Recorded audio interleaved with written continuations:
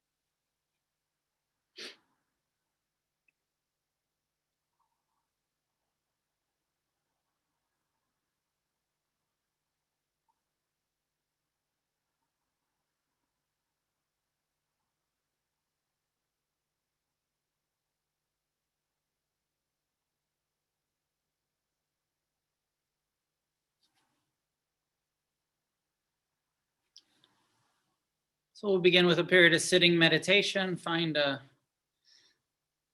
place, a posture to sit. My own opinion is that the posture isn't all that important. In the meditation instructions, the early instructions from the Buddha, it just says something like taking an upright posture. One establishes mindfulness. So there is something about keeping our spine upright that is helpful to keep energy in the body. If we're too slouched or if we're chilling too hard on the couch, we can become less alert. And of course, meditation is about trying to stay as alert as possible. So find a way to be upright. If you're on a couch, put some pillows behind you, get your spine erect, upright, without being too rigid. And find to sit in a chair, totally okay to be as comfortable as you can. But to find a posture that feels like it will be sustainable without needing to move. So if you're sitting on a cushion, getting your legs flat on the ground so that you're upright, so that your body is supported by your lower body. And or if you're on a chair or a cushion, sitting in a way that feels like I'll be able to sit here for the full 30 minutes without moving much, even if I get uncomfortable. And as I'll say over and over, getting uncomfortable is part of our practice and part of what we're learning, how to be uncomfortable and relate to it with friendliness, with kindness. So as you're ready, make any adjustments necessary. And then allow the eyes to gently close.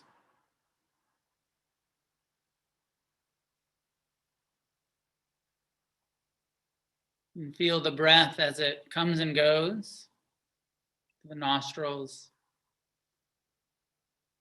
With each exhale, relaxing into the posture, softening any places of tension around the eyes or jaw. Releasing any unnecessary tension in the trunk of the body, shoulders, chest. Feel the belly rising and falling as you breathe out, and try to soften your belly.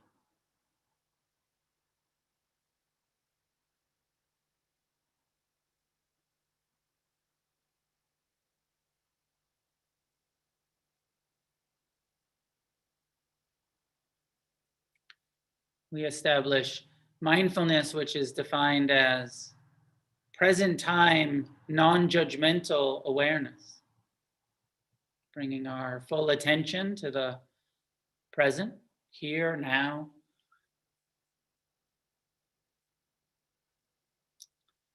But without any judgment or expectation of the present being any certain way.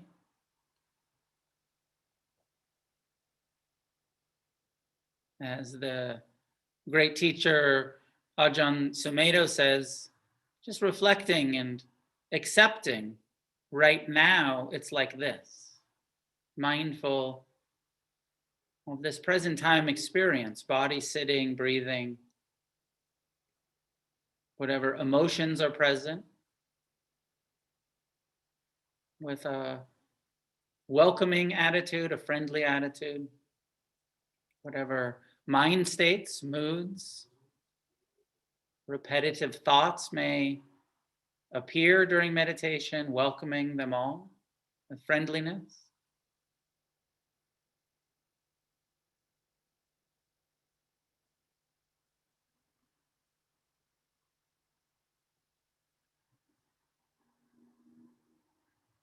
Present time, non-judgmental awareness works best when we bring an attitude of kindness, an unconditional acceptance and friendliness towards our experience.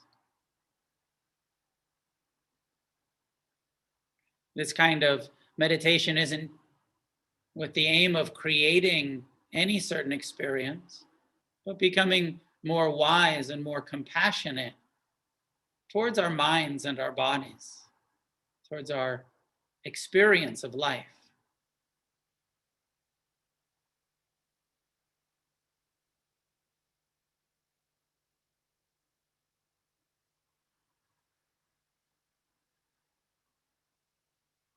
Not trying to necessarily quiet the mind, but to have a compassionate and wise relationship to our minds, whether they are loud or quiet, busy or relaxed. And we do this by first establishing this mindfulness in the body with the breath, spending the first few minutes simply letting the thoughts be in the background and giving our full attention to the breath. The Buddha's straightforward instruction when he says, breathing in one nose, I breathe in. Breathing out one nose, I breathe out.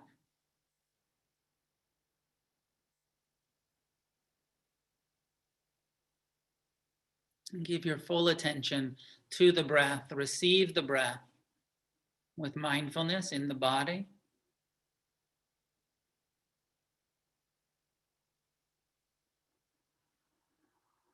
And each time the attention is drawn back into thinking or hearing or some other sensation in the body, disengage from that thought without judgment and choose to return to the breath.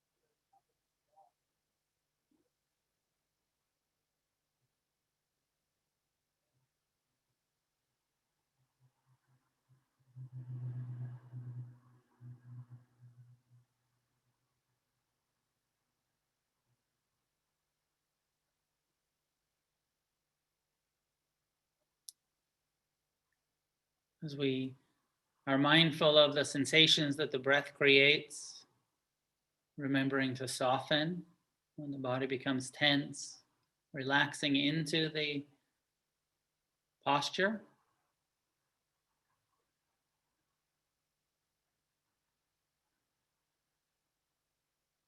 And investigating the impermanent nature of the sensations of the breath. How is it changing?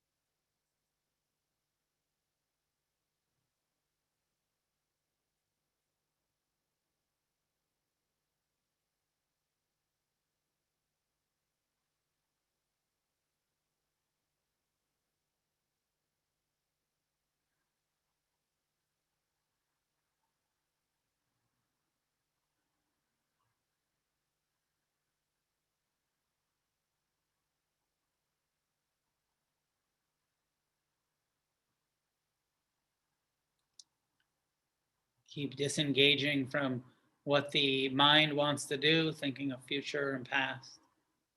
Keep reestablishing mindfulness of the breath. Nothing important enough to think about right now. Let those thoughts just be in the background. The important task for now is body awareness. And the wisdom that will be revealed by simply reflecting on impermanence in the body, each breath, teaching us, connecting us to the present.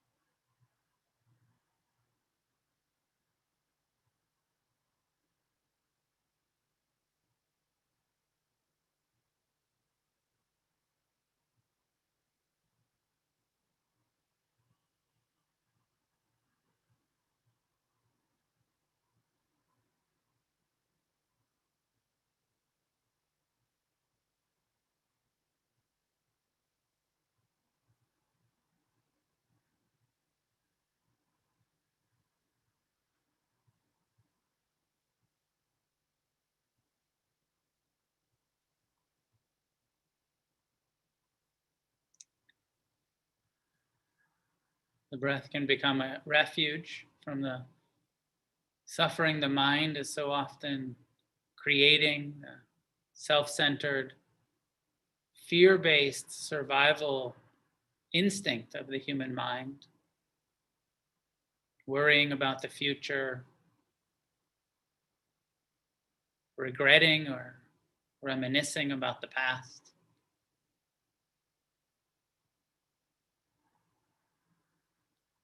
Such a relief to disengage from the mind, taking refuge in the body, in the sensations of each breath.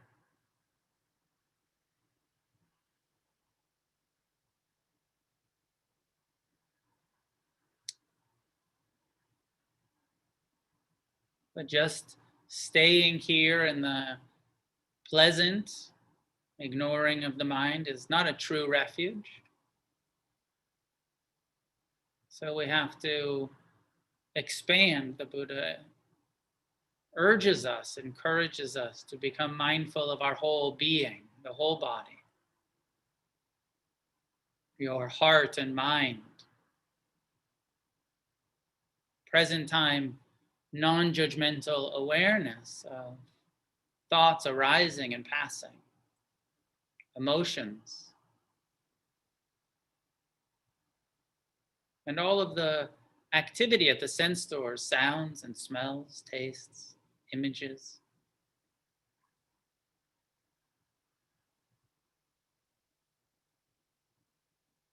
There's no such thing as a distraction.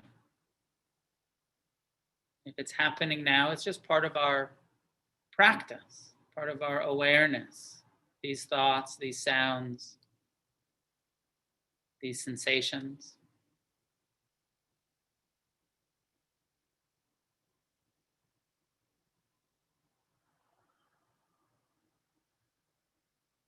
Non-judgmental acceptance of yourself just as you are, with a mind that thinks and a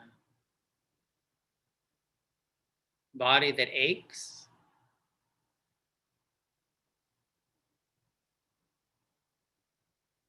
And a heart that is sensitive, caring, perhaps fickle, craving.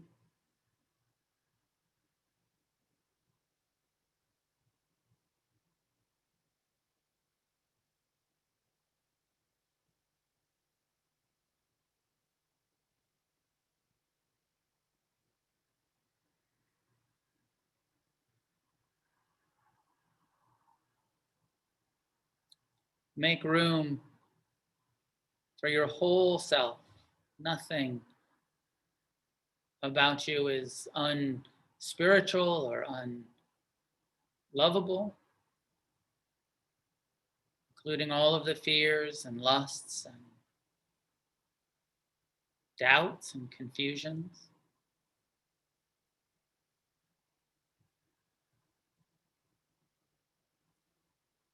Trying to let go of the judgment of how judgmental we are.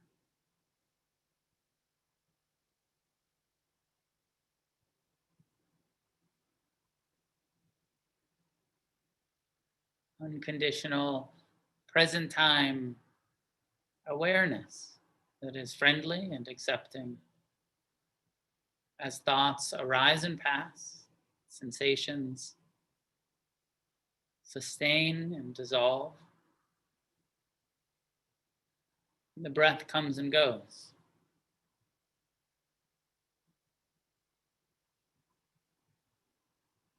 Nothing worth clinging to, nothing that we need to suffer about right now.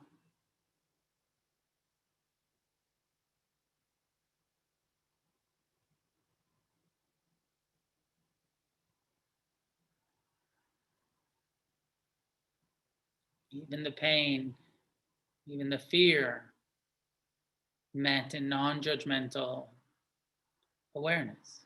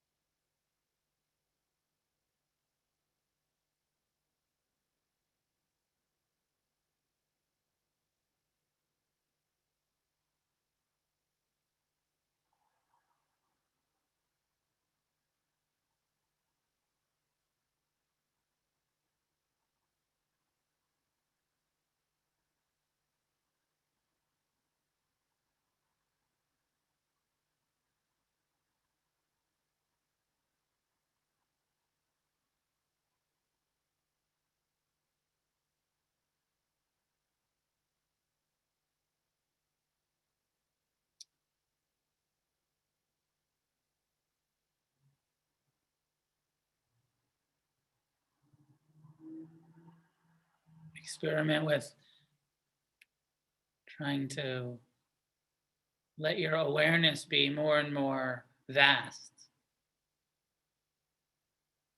Awareness of sounds in the room, awareness of sounds outside,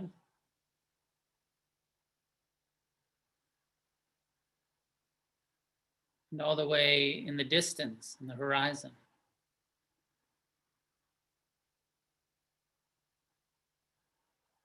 The more spacious and open your awareness is, the more room there is for the thoughts to just pass by like weather patterns, like clouds.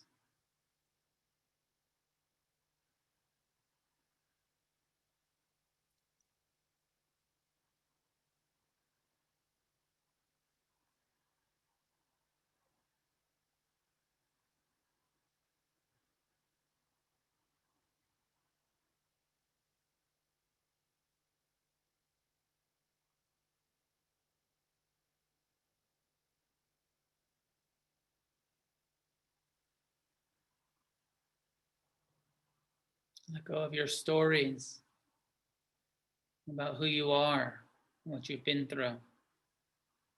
And just feel this body sitting here.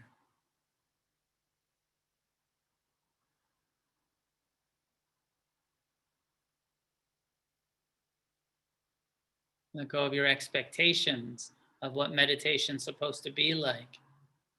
Just make room for it all with mercy, with compassion.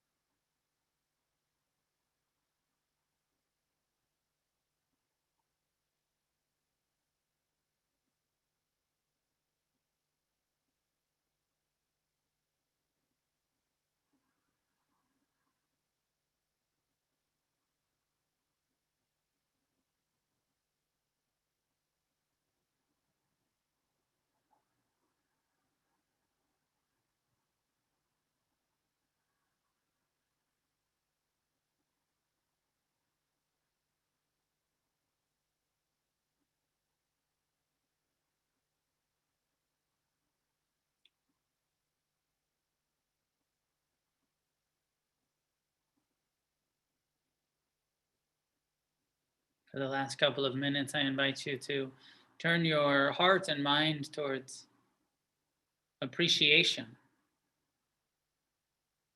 perhaps gratitude, thankfulness. Think about all of the people that you appreciate, all of the places.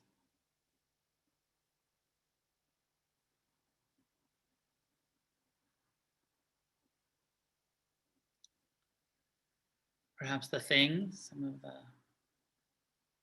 stuff that you enjoy, the music, the art,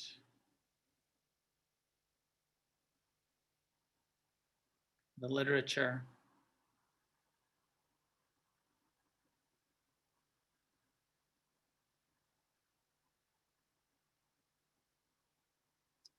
And reflect on your relationship to Buddhism, to spiritual teachings, perhaps recovery, communities you appreciate, teachings you appreciate.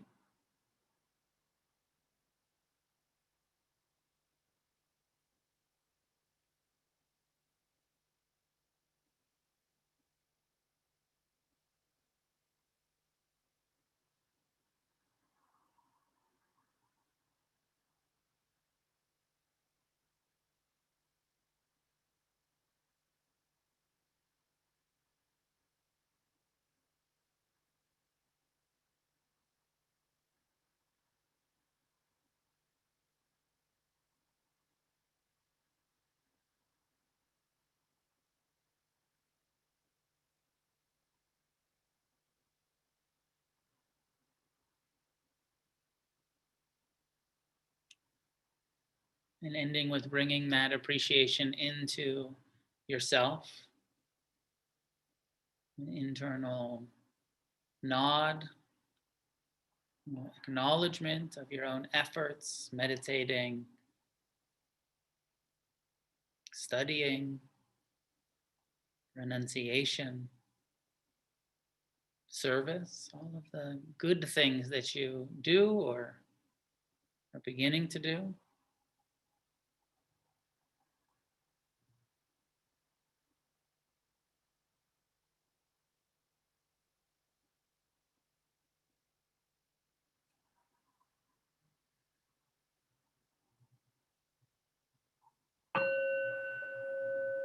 And when you're ready, you can allow your eyes to be open.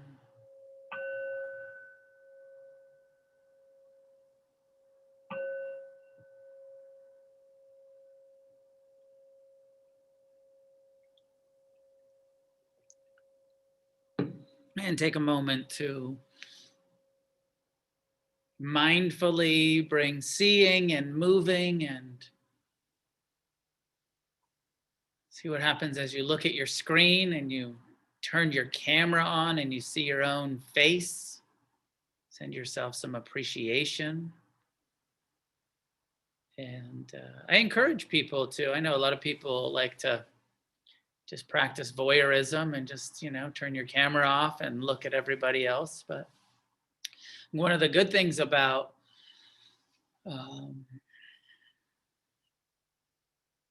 Zoom, and one of the reasons we moved, our classes from live streaming on Instagram and Facebook and the other, YouTube and things that we used to do, to having it on Zoom, is so that we can actually see each other, so that we can be part of a community, and this refuge of I'm not alone. There's all of these other people meditating. I'm part of a community. I'm part of a movement. I can make some connections here. So consider leaving your camera on and doing that as part of your practice. Even if you hate it, one of the things we really get to do is, yes, I am Zoom shaming.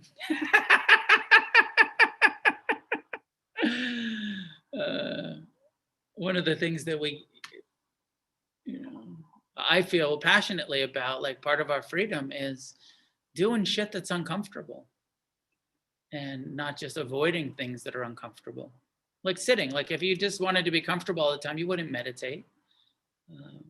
Meditation is uncomfortable, physically, usually, some mentally, emotionally. If your meditation is comfortable all of the time, you're probably not doing it correctly from the Buddhist perspective. So anyways, Zoom as a Sangha, as a practice.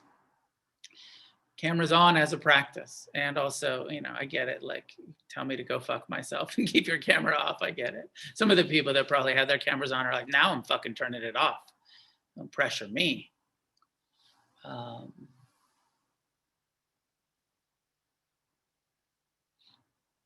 So the topic where we're at in the book is this chapter about inspiration and confidence, and that word that Many of us have very mixed feelings about faith.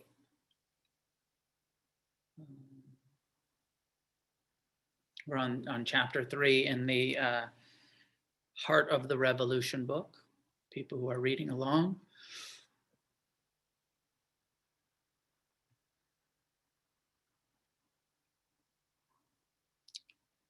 So reflecting for a moment is on what do you believe? And here, actually, I want to take it from this other angle. Is I want to just acknowledge, like, let's reflect for a minute on how much we've been lied to in our lives. Just growing up in this culture, maybe not everybody's American, people from other countries, but wherever your conditioning, cultural, societal, just growing up on this planet. How much have you been lied to now that you are an adult and you reflect back and you look at some of the ludicrous shit you've been told to believe, you've been told to have faith in? What about all of the religious conditioning and various levels of lies that we've been told in the name of religion? And we've been told to have faith. Or, which is a huge one. And it's fucking wounding when you lie to children and tell them to believe something that's absolutely not true. And then, the children grow up a little bit and they're like, my fucking parents have been lying to me. These people that I thought like I could trust, it turns out they're delusional. And they probably don't even believe the shit themselves that they were teaching us. Or maybe they do, which I'm not sure which is worse. The hypocritical religious person or the person that actually believes the pack of lies that religion often is.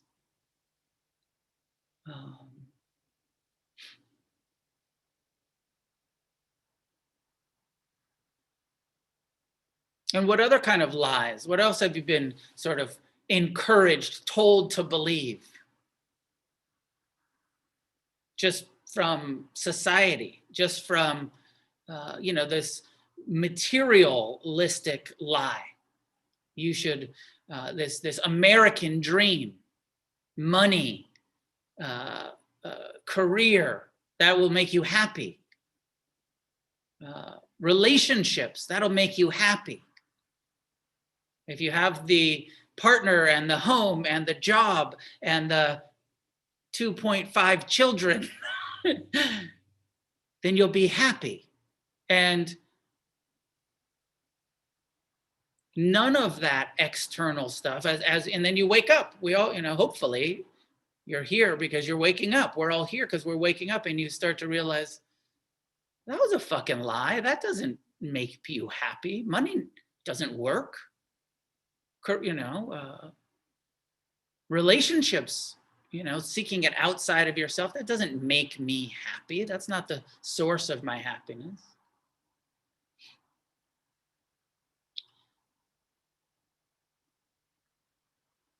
I know I may sound a bit jaded and skeptical and critical, and I am. I'm kind of jaded and skeptical and critical on some levels. And then there's this also part of me, this co-existing part of me that has tremendous faith and confidence, and I feel super inspired in human ability to heal, and human ability to wake up, and human ability to actually have true happiness. But that most of the information we're given about what will give us happiness was false. Most of the religious stuff we were taught was false. Most of the material marketing that we're constantly subjected to is lies, is malicious, intentional power, dishonesty.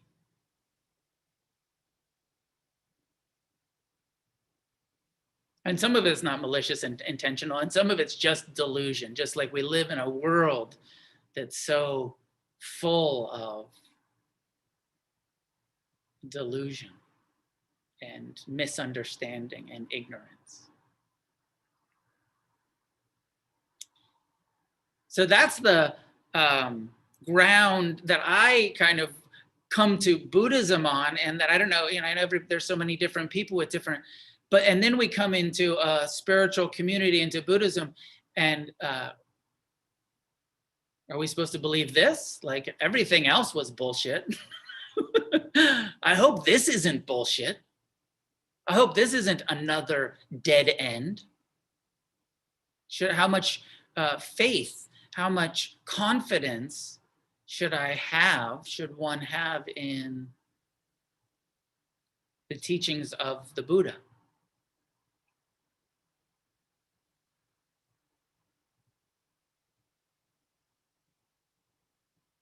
Actually, I want to acknowledge that I see your hand, but I'll take questions after I finish. So you can leave your hand up if you like, but I'll take questions after.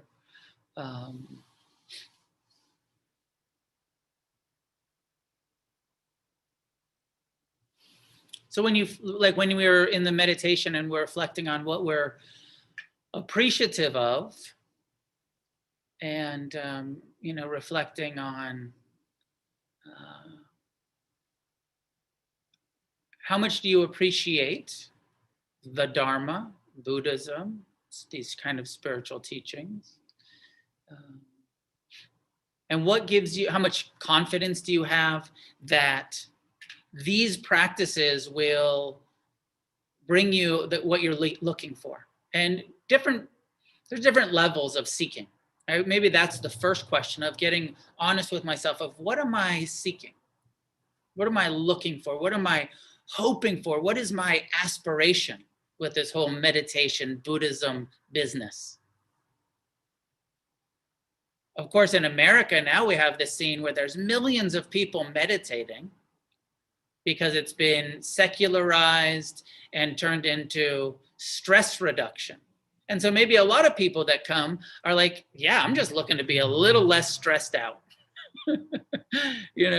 I'm just looking for a little relief. Or, myself and so many of us in our community, I'm just trying to stay sober. I'm just hoping that this will help me not be engaged in addictive behaviors.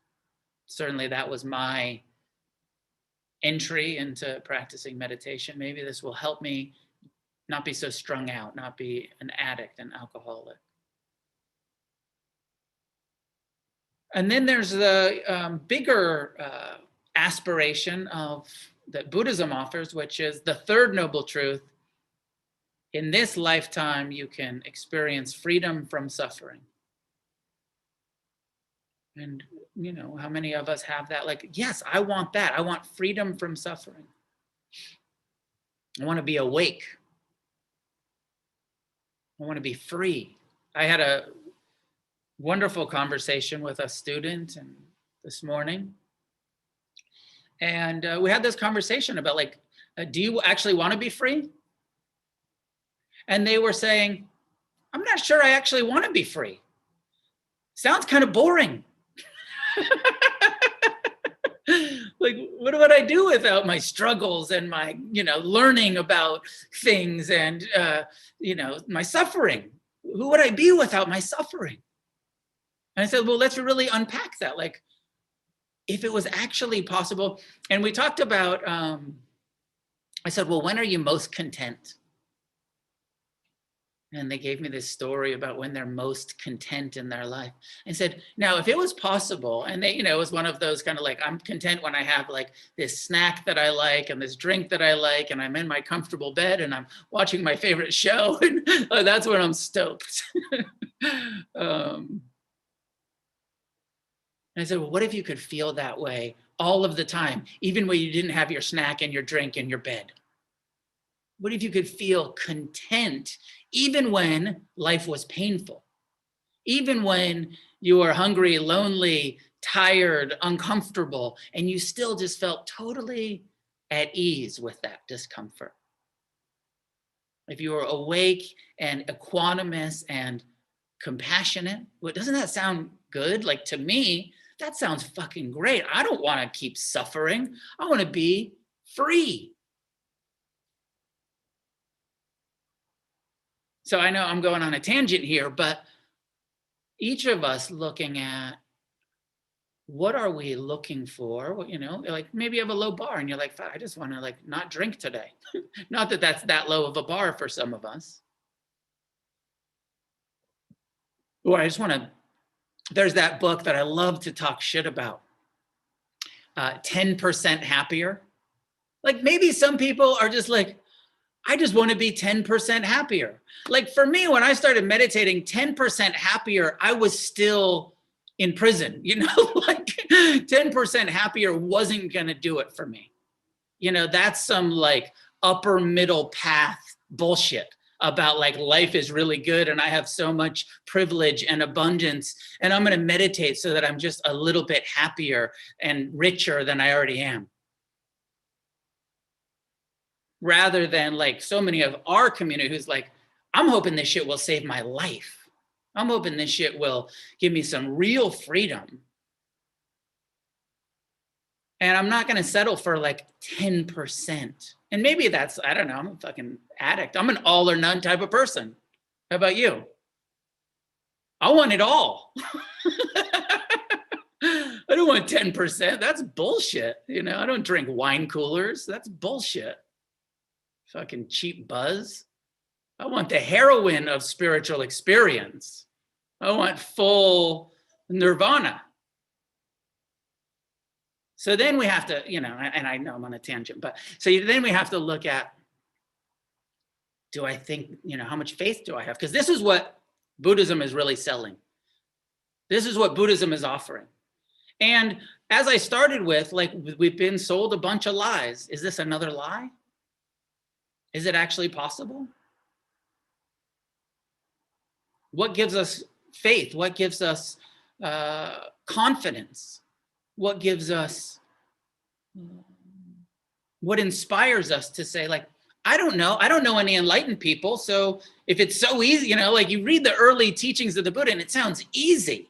People come and listen to a Dharma talk from the Buddha and then 5,000 people get liberated. I'm like, fuck, that must have been, where are those Dharma teachers? They're not around anymore. Because, I've listened to 5,000 Dharma talks and shit hasn't worked for me.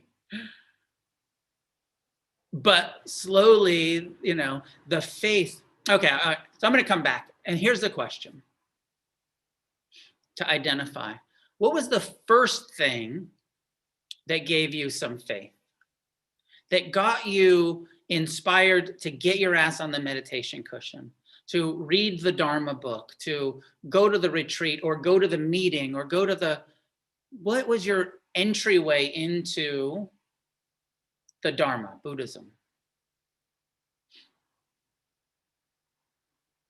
For me, it was my dad. I grew up around this shit and I was totally dismissive of it. I was like, you guys just sit there and do nothing. Lame. Doesn't look fun. Doesn't make sense. Meditation looks lame.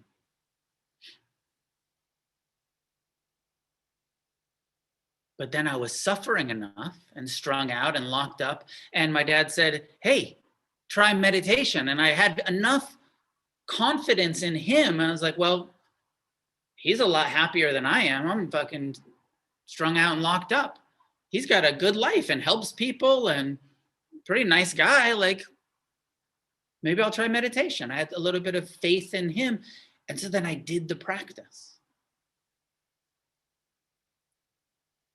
and that direct experience. And this is what I think is way more important. There is that thing of what gets us inspired to start practicing.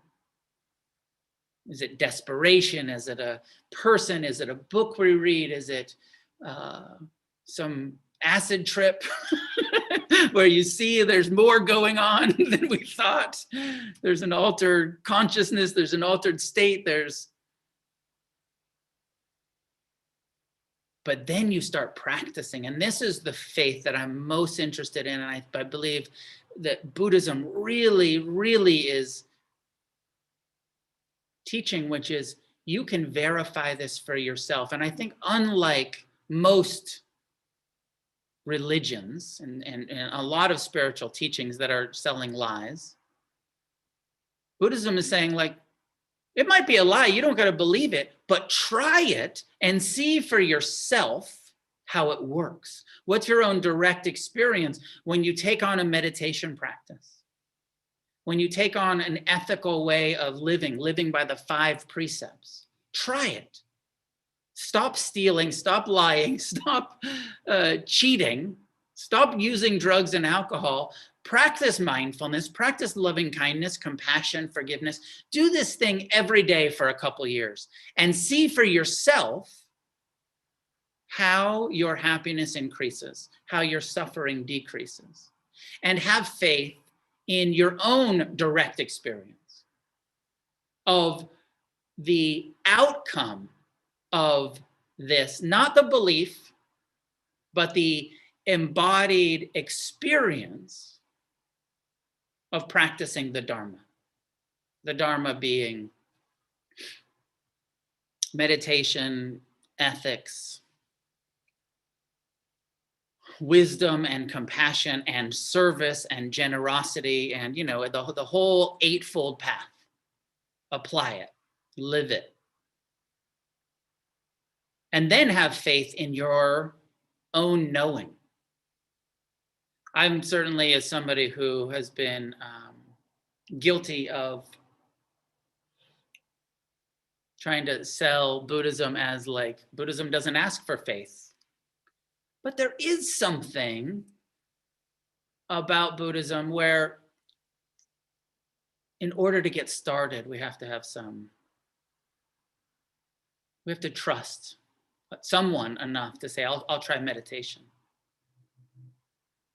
The Buddha said there's 2 places for him. He said, growing up in this isolated, protected, entitled, experience of abundance, that it wasn't, and he saw like some religious rituals, but he never saw somebody really embodying spiritual practice. And then he saw a meditation monk that just was like living it, and it was so clear. And he saw this person, he's like, what is that person doing? And his attendant said, that's somebody who has dedicated their life to spiritual awakening.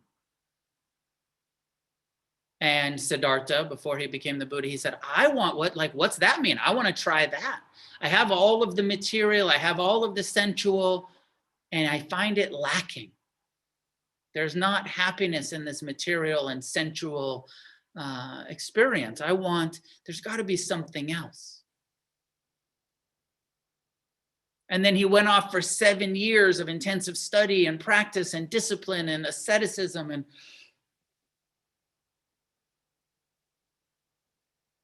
when he finally woke up,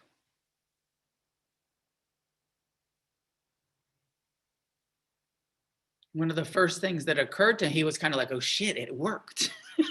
Like, imagine in your life, if you're like, okay, I'm meditating. And imagine like next week you get fully enlightened. And you're like, oh shit, it worked. I'm not suffering anymore. I'm totally content. Even in the midst of this world that's so full of ignorance, I'm completely at ease. And I have compassion for all living beings, both the oppressed and the oppressors. No more hatred, no more, jealousy, no more, just loving kindness and compassion. Like, what a fucking trip that would be. What a mind fuck. I feel like even for myself, 32 years into seeking freedom, If all of a sudden I was just like, whoa, I'm free, I'd be like, whoa, what do I do now? I was looking for this and now I'm here. Now, don't worry, I'm not there. And although I have deep faith in that I'm heading in the right direction, that the Dharma is steering us in the right direction, my own experience is that it's a very gradual, slow, sometimes painfully slow transformation shifts.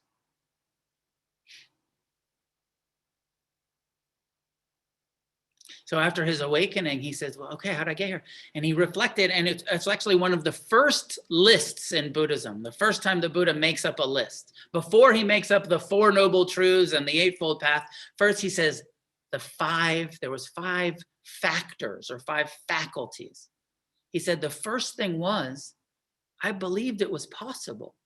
I spent all of these years meditating and practicing renunciation and studying and investigating and developing compassion because I believed in the human capacity for freedom, for awakening. I had faith. And he had the kind of faith that's maybe different than ours. He saw that meditator monk, but he didn't really get to know what the person was doing or teaching. He's just like, that sounds like a good idea. Let me check it out for myself. But he also experienced a little bit of the dilemma that we are in at this point, where there's too many options and there's too many, bullshit spiritual teachings, for sale on Instagram. He experienced that a bit too. And he's like, okay, like and he went to this guru and he went to that guru and he did yoga over here. And he was just like, these people are, I want to say these people are full of shit. He didn't really say that. He said, these nice people teaching something that doesn't really work, selling something that you'll have bliss all of the time and that and he's like, and I did it. And I went all the way into it. And there was no bliss all of the time. There was still craving. There was still this self-centeredness. And that those temporary meditative phenomena, that hyperventilating or sitting in the ice bath or doing the yoga retreat or, all of those pleasant experiences that you get from these spiritual fads that people are into, are just giving temporary experience and not true liberation. And so he had that experience. He's like, this is cool. Hyperventilating's fun. Everybody likes a head rush. But that's not what I'm looking for. I'm looking for wisdom. I'm looking for contentment. I'm looking for freedom. And he said, I couldn't find it anywhere. So I had to go off and discover it on my own. But he had the faith and the discernment and that kind of healthy skepticism, which was that he wasn't going to settle. And so I feel like there's something, I really encourage it, and in Buddhism also, of really being a bit skeptical and a bit like, wait a minute, is this teacher practicing what they preach? Is this, teacher, is this tradition actually offering something practical that will help me transform? That's not, I've got many friends who said they spent decades in different Buddhist schools and different Buddhist traditions. And after decades, they felt like mostly I was being taught an avoidance technique. I was being taught a spiritual bypass, even under the umbrella of, it was called Buddhism. Not all Buddhist teachings, not all instructions are completely in line with what I think the early teachings and the Buddha was saying, which is turn towards your pain. Don't avoid it. Don't be chasing bliss all of the time. Turn towards it. Learn to feel it. Now, you'll have some bliss too. That's, pain is unavoidable, but so is happiness.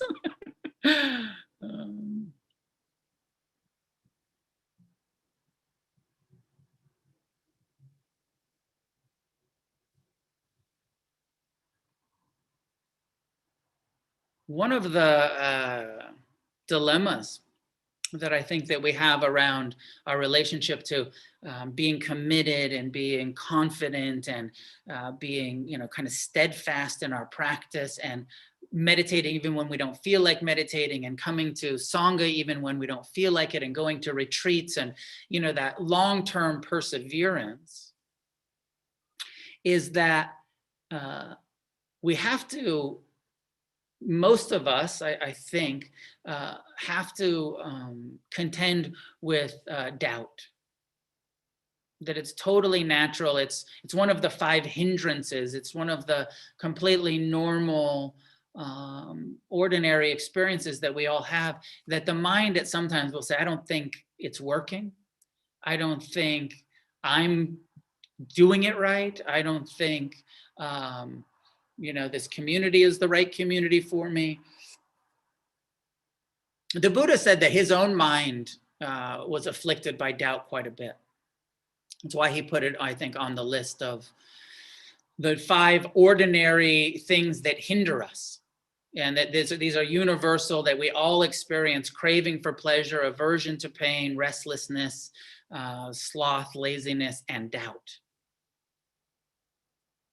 And often people have this, like, you're either in faith or you're in fear. You're either in faith or you're in doubt. And I think it's bullshit. I think that actually doubt and faith and confidence can completely coexist. And that doubt is a natural thing that's going to be perhaps a lifelong companion, that I don't think that we're going to meditate it away. One of the ways that the Buddha referred to doubt, his own relationship to his mind doubting, even though he had this tremendous confidence, as he said, there's this part of my mind that often attacks me, and that tells me that I'm unworthy, or that I'm unable, or that says, I should be, chasing pleasures, or I should be angry, craving, aversion, and doubt. And he called that part of his mind Mara. Most of you are familiar with this character that shows up. Even on the eve of the Buddha's enlightenment, he's this close to liberation.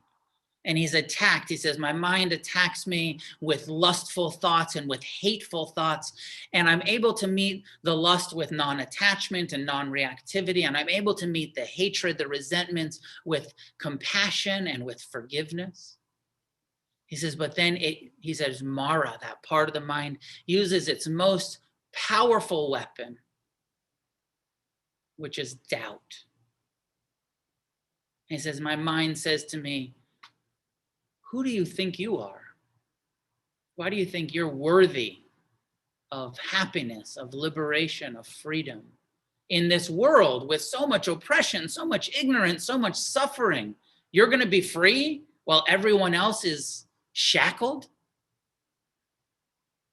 You're going to be wisdom while this world is, so flooded with ignorance? And he says his own mind attacking him with that doubt. And the way that the story goes, whether this is true or it's just kind of mythological, archetypal stories, was that he actually touches the earth. He grounds himself. And part of the image of touching the earth is just grounding yourself and reflecting on, okay, I'm forgetting who I am. I'm forgetting my own worth, my own ability, and grounding in, I'm part of this interdependent, interconnected 4 elements of all living beings, and I'm not special. But that ability to awaken is everyone's right, is everyone's, something that we share with all living beings. This is a universal truth. Everyone's worthy, equally worthy of happiness, equally worthy of liberation, equally able to get free. And he touches the earth to remind himself of all of the work that he's done and how he's connected to all living beings.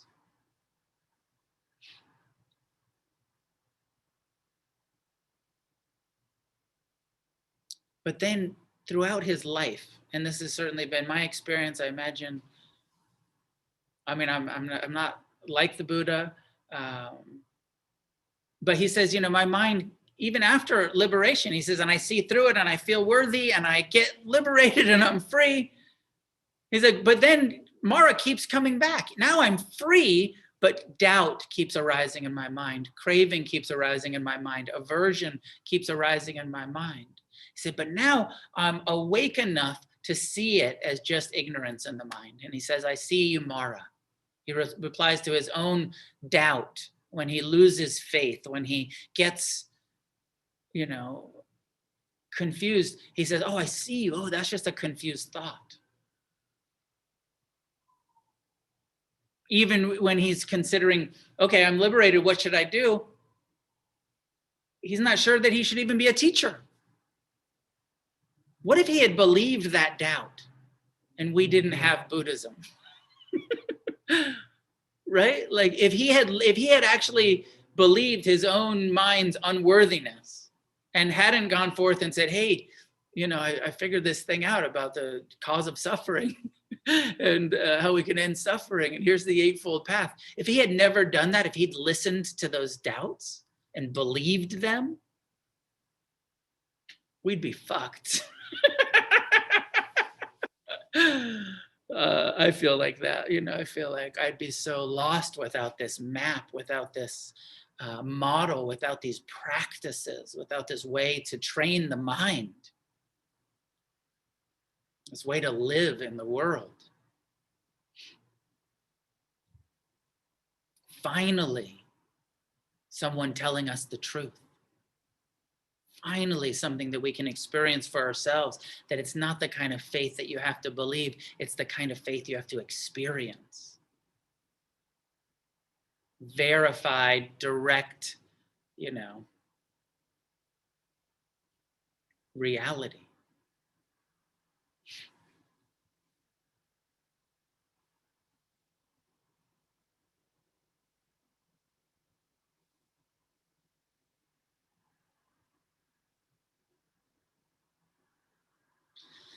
So let me see what else.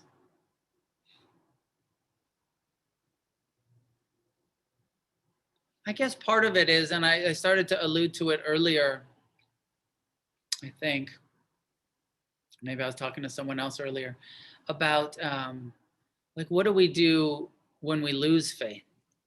When we feel disappointed in our teachers or disillusioned or we get bored. You get bored. Are you guys bored of Buddhism yet? Or you've like heard the same fucking talks over and over and over. Like, I just gave this talk on faith like 2 months ago. Some of you are like, oh God, not the fucking faith talk again. Because it's repetitive. Like the Dharma is simple. It is straightforward. At one point, the Buddha says, if it's really my teaching, it's simple enough to be understood by a 7-year-old child. When you start turning it into these, esoteric, complicated, you're just turning it into religion. It's no longer the humanist psychology that the dude was actually trying to teach us.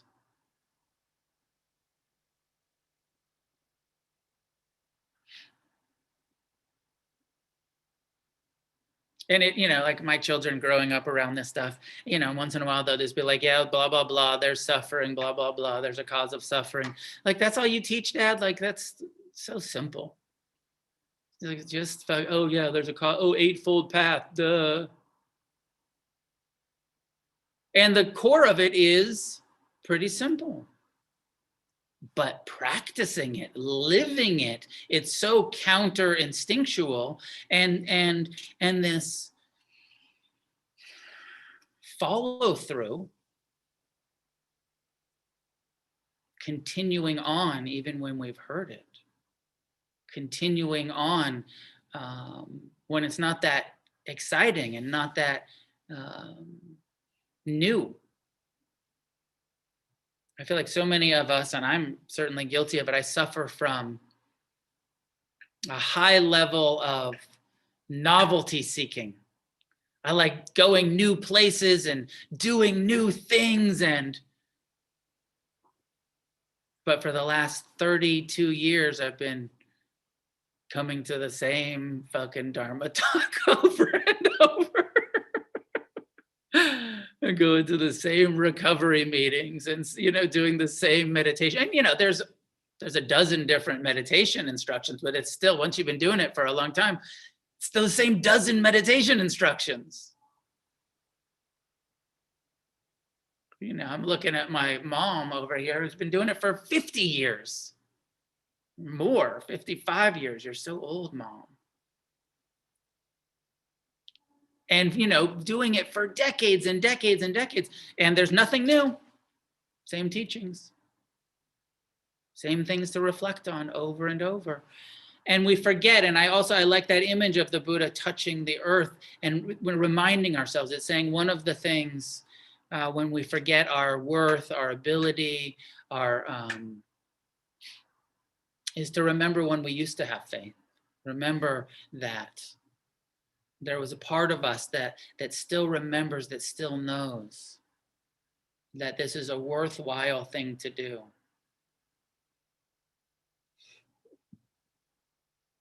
I used to have this sheet of paper printed out with this quote that I heard, and it's, attributed to the Buddha. I don't know if it's really from the Buddha or not, but it said, "It doesn't matter how long it has been since you have forgotten, only how soon you remember." And just that humility, that acknowledging that we're all going to have those Mara attacks where we're going to get into doubt and we're going to get uninspired and that it just doesn't matter, that we're going to forget.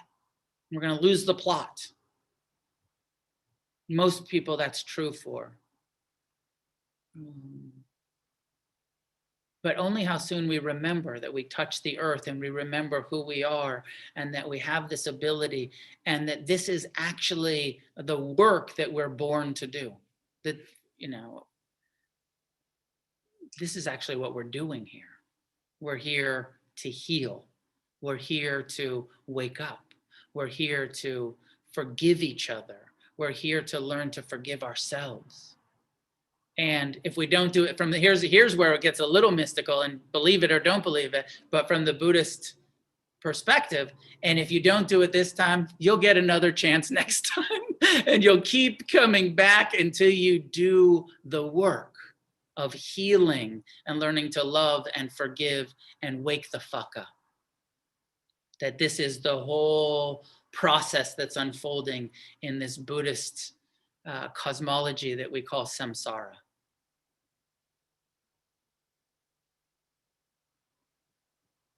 So I share all of that with you. And then I want to end, and I don't always do this, but I like to do it, which is that encouragement to not believe me,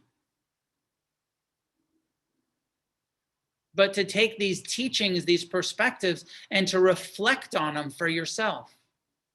What resonates about this? And if you're brand new to meditation, it's hard to tell, but meditate every day or as regularly as you can.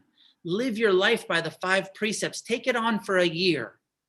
Stop drinking and using. Stop lying, stealing.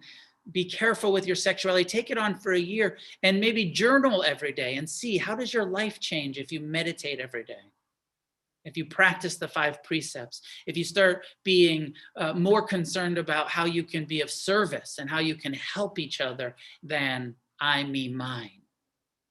And then look at the direct effects and then have faith in how it actually works. Not what the teaching is, but with your experience. In the suttas, the early teachings, almost every sutta that's attributed to the Buddha ends in something like, here's the truth about reality. It is now time for you to do as you see fit. this giving all of the power and saying like, don't believe me. You do as you see fit. Here's a path. Here's a practice. Here's a way to live. Take it or leave it. Up to you. No hard sell. No heaven or hell. No, you're going to burn if you don't believe us. Just, you want to end your suffering. Here's how to do it. Take it or leave it. Try it for yourself. Okay, so I see a bunch of comments in the bar and a couple hands raised. Ashley, I'm sorry, I know you raised your hand way earlier. Do you still have a question or a comment? You can unmute yourself, feel free. Okay, hi. Is my speaker sounding okay? You're good. Okay. So I wanted to ask about the karma thing, because we were discussing karma, and I'm just wondering if, like, the more we practice. Okay, so I'm correct me if I'm wrong, but like life is hard, and then like there's the more we practice, the less we have to suffer. So I'm thinking that like maybe my karma is getting better because I have a lot less suffering. Is that a possibility? It's one way to look at it. I prefer to look, I mean, I could just say, sure, yes. I think it's a little bit more skillful for us to look at karma around how we're relating to what's happening in our life moment to moment, what actions, including what reactions we're having. And so like, if, Okay. if like life is pretty good, there's also karma in like how much appreciation do we have of it, and how much do we share that with others, how generous are we with it, and and how much do we kind of be like, well, my life's getting pretty good and I'm gonna fucking hold on to it. And how much do it's kind of interesting though, because something happened with my friend's mom, and they've battled. And I said, I would just try to have compassion for her, because I think that the karma that she's having right now is her misery. So first, try to have compassion for yourself because of the suffering that you're feeling because of your relationship.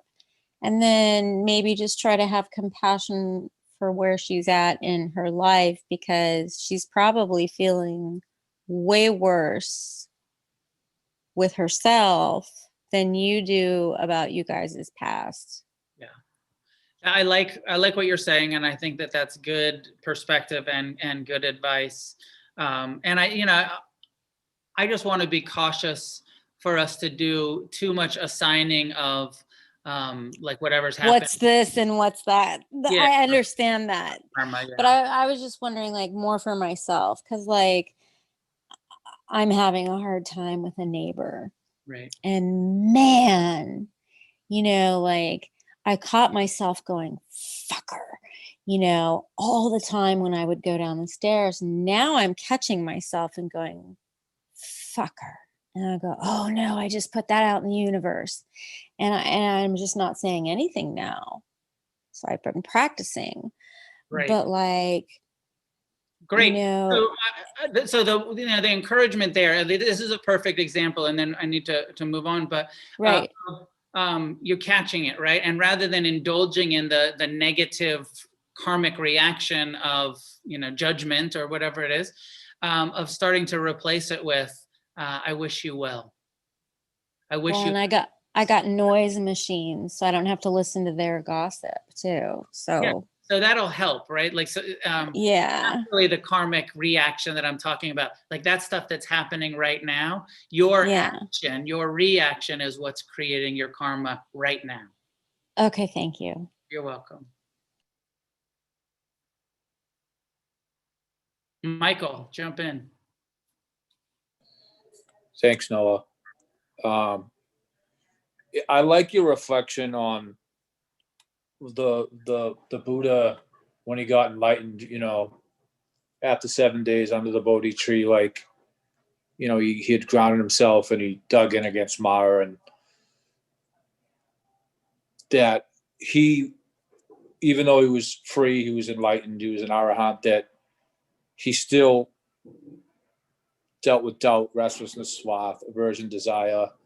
Because I think for me, there's a tendency to think that, you're a stream enterer, you're an arahant, you're enlightened, that, you're in the clear, like samsara isn't going to be, you're all set, like you're done. You're like, you're beyond it all. But it's good tonight that you laid it out that although he was enlightened, that he was still dealing with the 5 hindrances. And, he laid out the path and his, through his own enlightenment to deal with it. And it's, you talk about perseverance, and, I think there's a misconception that like the Buddhists are just like peaceniks or like soft or like just pacifists. But I think like the more I delve into this and the more I do, you have to be a fucking warrior. And it's a warrior that a warrior who embraces compassion, kindness, mindfulness, and the path that's laid out, the Eightfold Path, and all the things that are at your disposal. And you got to have that perseverance, because the world, samsara, it's never going to relent. So, I mean, I guess the more skillful you are and the more you adhere to the path and the more you learn, you just use it to deal with the hindrances and, what arises. Yeah, absolutely. And I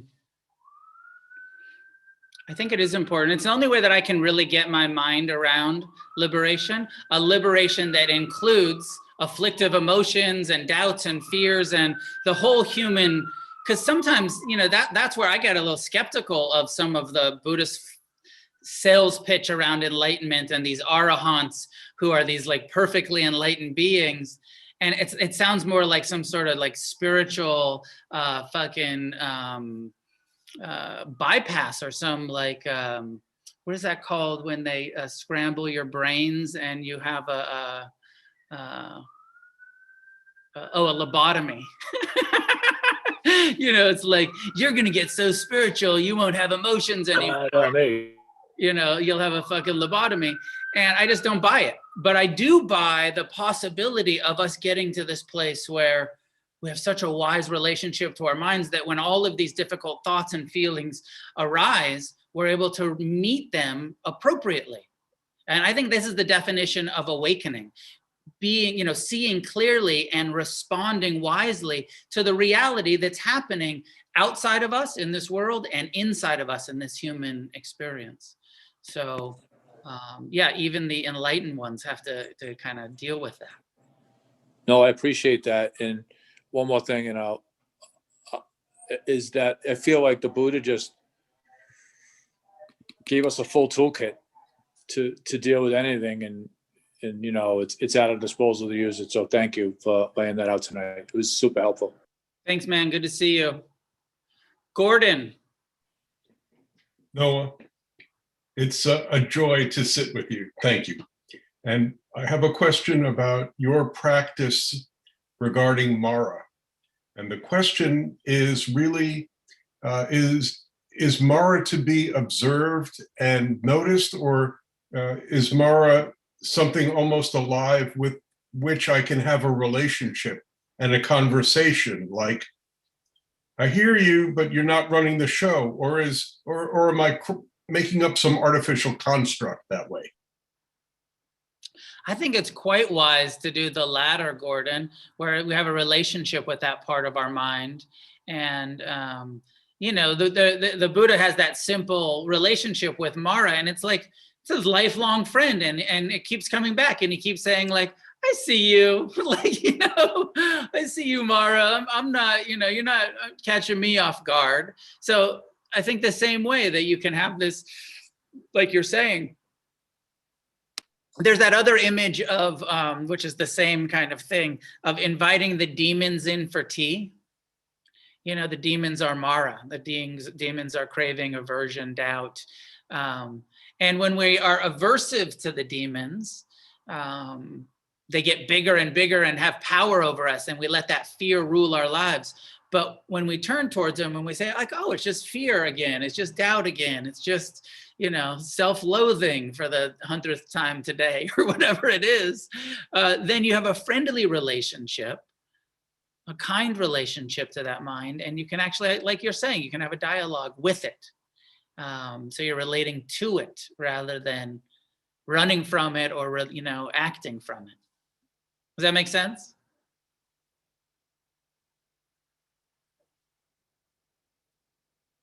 Cool. Good to see you. Keith, I think last one probably. Hi, hey everybody. Hey Noah, thank you very much for this talk tonight. I was not gonna ask this, but you know, since we're talking about faith, and I have faith that this whole thing works, because I've tried it and then I didn't try it, and then through pain, I'm doing it again. And and then since you have kids, I thought I would throw this out there. So my 14-year-old daughter yesterday gives me this, like, man, I said something about like having, man, I remember we used to have fires over there, and with all my friends, and it sent her off on this tangent for like an hour of complaining about blah, blah, blah, blah, blah. You know, 'cause she's online school and she doesn't have good friends and blah, blah, blah, all that bullshit. And I just let her, at first I tried to be like, hey, well, it's not always going to be like this. It's going to change, you know, like, but then I just let her talk and talk and talk. And I was like, what can I do besides like leading by example to, you know, to help her that everything is not always going to be like this, and have faith that stuff is going to always change. Right. It's a great question, and a really hard, it's a tough audience, teenagers. It's a fucking tough audience, because, and especially dad trying to talk sense into the teenage daughter. Like, I don't know. Like, it depends on your guys' relationship, but I don't know. My first thing was just empathy, of just like, wow, this must really suck to be a teenager in a pandemic, when you're so identified with your peer group and you're, you know, wanting friends and wanting to be accepted, and then like, I'd imagine that social media just makes it fucking worse for teenagers. I mean, there's a whole bunch of adults in here that would talk about how much they suffer about social media. Imagine having a teenage psyche and all of the comparing and craving and am I accepted and am I cool, and, you know, so I don't know. I feel like I don't have any real advice of how to talk her into not suffering about it, but just a big encouragement about just empathy of like, this must be really, really hard. And I care about you and I see how hard it is. And, you know, if there's anything that I can do. And a lot of it, I'm a big fan of listening. And a lot of times that's all people, you know, like that's what they want. Like if we just shut up and listen to our kids, they're like, you're the best. You're the best. But if you try to tell them what to do, they're like, Dad, go fuck yourself. I don't know. It depends on your relationship with your kids, but I don't know. You know, like it's hard enough for us adults, and so many people like, what a difficult time to be young. You know, to be anybody, but I feel especially empathetic for teenagers. I was such a mess as a teenager. I can't imagine being more isolated, you know, than, you know, the kind of my my friends were my refuge as a teenager. That was my community, those skaters, those punks, those surfers, that was like where I found some sense of identity. And be super hard to not have that. And these days, a lot of kids don't have it. So Thank you. I guess until now, I'll just keep taking her surfing so she can be in the moment for a little bit. yeah, I mean, that's what I'm doing too with my kids, is just getting them in the ocean as much as possible and on bike rides and hikes and, out and about. So. All right, good to see you, Keith. Welcome back to the Sangha. It sounds like you're coming back. And good to see everybody. Class is done by donation. Please offer a donation in the chat. There's a link to, Rachel's putting a link to Against the Stream /donate, where you can sign up to become a monthly supporter. If you can, please consider giving, 10, 20, 50, whatever you can, dollars a month to support Against the Stream. Greatly appreciated if you can do that, or to just make a donation for tonight's class. We do suggest a $15 donation for drop-in class, but of course, everybody is welcome. We know that there's a lot of financial hardship going on out there. So if you don't have anything to offer, you're welcome to be here all the time anyways. But if you can offer something, please do. It's with expensive rent and electricity and a couple of salaries to pay. So please support us so that our organization can continue to offer the Dharma. And as well as my Monday night class, Rachel teaches on Tuesday nights and Sunday mornings. Jason Murphy teaches Wednesday nights. Ward Robinson teaches Friday nights. So check out some of the other classes that are being offered. And I'll get my shit together to schedule a day long soon. So see you guys next week. Any goodness that comes from our practice be gathered and shared outward in all directions. May all beings do what needs to be done to experience the liberation that is possible in this lifetime. Thanks, y'all. Thank you. See you next week.